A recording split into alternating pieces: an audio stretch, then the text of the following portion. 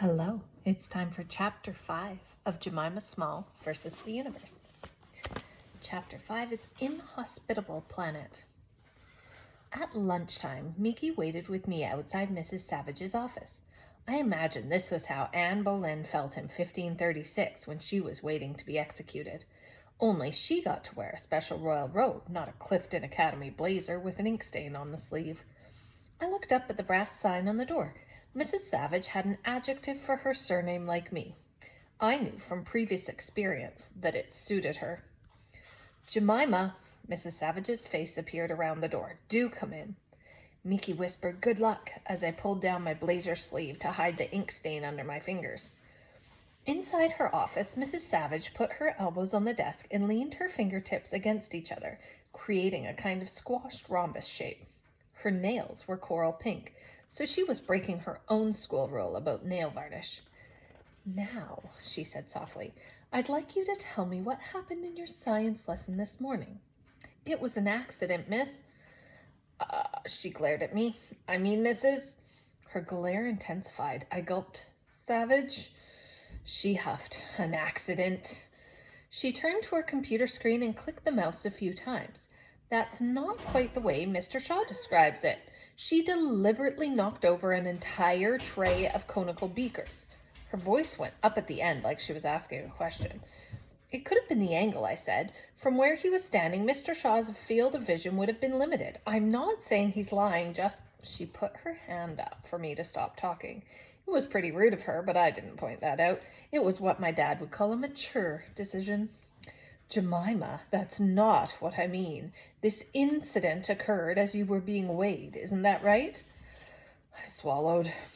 "Because I am sympathetic to the fact that some of our students might be a little..."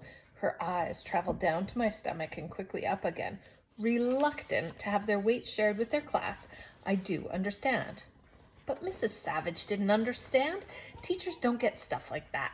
I looked away and she carried on. "If you'd have simply spoken to Mr. Shaw at the start of the lesson, you could have..." "It wasn't that, Mrs. Savage," I said. "It was just an accident." I kept my eyes on the desk in case she was good at telling when people were lying. "I thought about the most inhospitable planet in the universe. It's called HD 189733b, and it's 63 light years away. It has rainstorms of glass and winds that go 5,000 miles per hour. Even living there felt more appealing than getting weighed in front of an audience." "Well," Mrs. Savage said, "whatever the reason, I'm sure you appreciate breaking school equipment is rather serious. I'm afraid you'll have to pay for the damage, so I'll be calling your father this afternoon." A smile spread the entire width of her face. "You may go."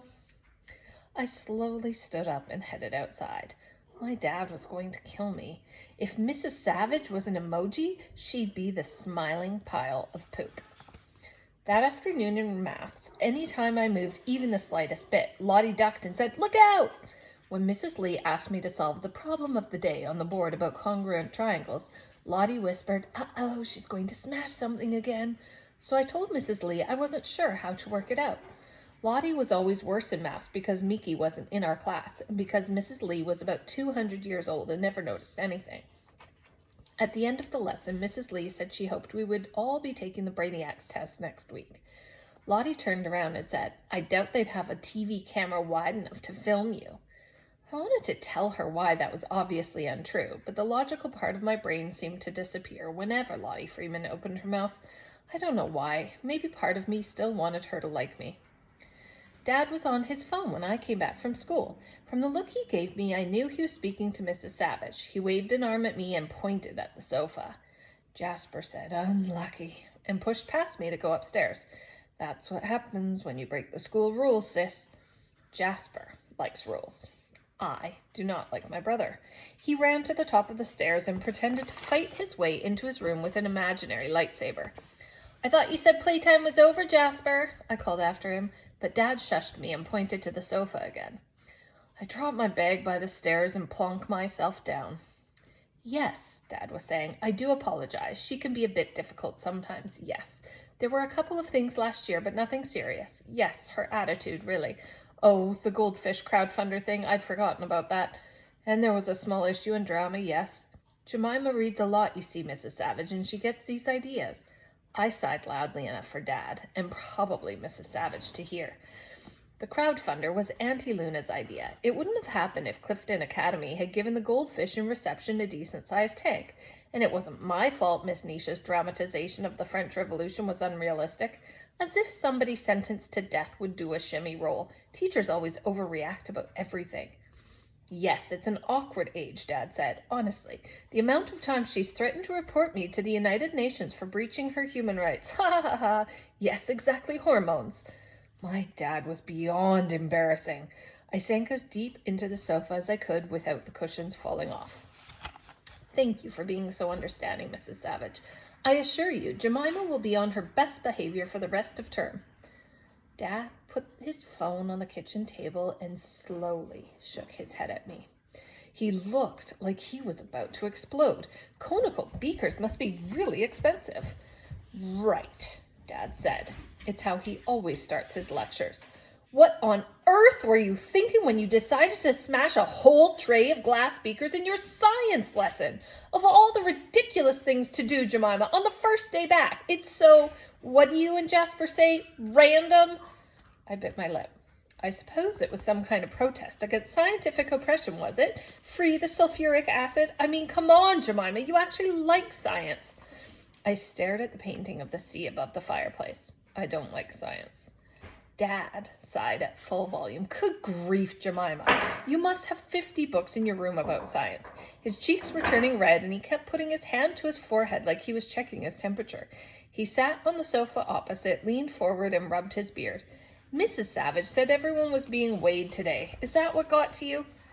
I could have told him how it felt, to walk up to the scales in silence with everyone staring at me, and about the stupid bananometer on the screen and Lottie Freeman and being called Jemima Big, and wondering whether I should even take the Brainiacs test next week because who'd want to see me on TV? Do you want to be seen on TV, Kala? Hi, get down. Okay, get down. Sorry. But dads don't care about stuff like that. Not my dad, anyway. He'd probably tell me getting weighed wasn't a real problem. Besides, talking to Dad about anything to do with my body was totally embarrassing. I still hadn't gotten over him asking if I needed a training bra last year in the middle of ASDA. So I said, Dad, you could be putting yourself at risk of an early heart attack by being in such a stress about this. Dad gave me a full-strength look. Jemima, I'm not in a stress, he said, then inhaled sharply through his nose. Okay, well, your cheeks are red. Could be the first stage of a heart attack. I'll Google how to do CPR. I pulled my phone out of my blazer pocket and Dad let out another long sigh. You look exasperated, I said, which is probably dangerous at your age. Jemima, stop treating this like it's a joke. Those beakers are expensive. You could have been in a lot of trouble. Who exactly did you think would have to pay for them? I didn't do it deliberately. Really? Your science teacher told Mrs. Savage you deliberately pushed the tray off his desk. Well, he's lying. Dad tilted his head up toward the ceiling like he was praying. Only my dad doesn't pray. He went on about how disappointed he was for approximately 1,000,000 years and said the money for the broken beakers would be coming out of my pocket money, which would take me ages to pay off because he hardly gave me any. But apparently it wasn't a mature decision to point that out. I watched his reflection in the blank TV screen, wishing he could be like those dads you got in TV shows. The ones who give you hugs and tell you everything's going to be okay. Not the type of dad who jokes with the principal about your hormones and doesn't care about animal rights and gets in a stress about stupid conical beakers and asks about training bras in the middle of ASDA.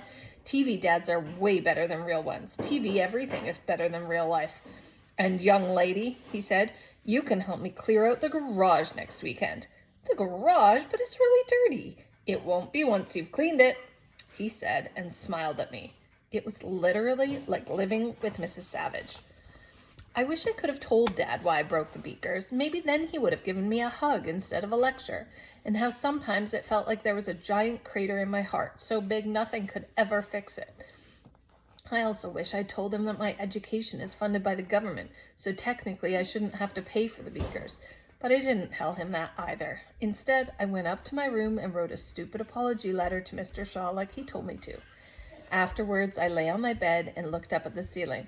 I was genuinely sorry, but not about smashing the beakers like I'd said in the letter. I didn't care about glass. Glass wasn't valuable. It was only made out of sand. There were literally tons of it on the beach. I was sorry I didn't have a family who understood how it felt to be me.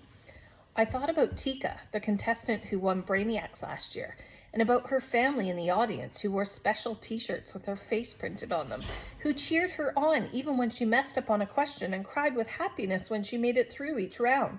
That was what I wanted more than anything, an unconditional love sort of family. It was the type of love I'd probably feel if Mum was still here. She'd come up to my room and tell me not to worry about what Dad said.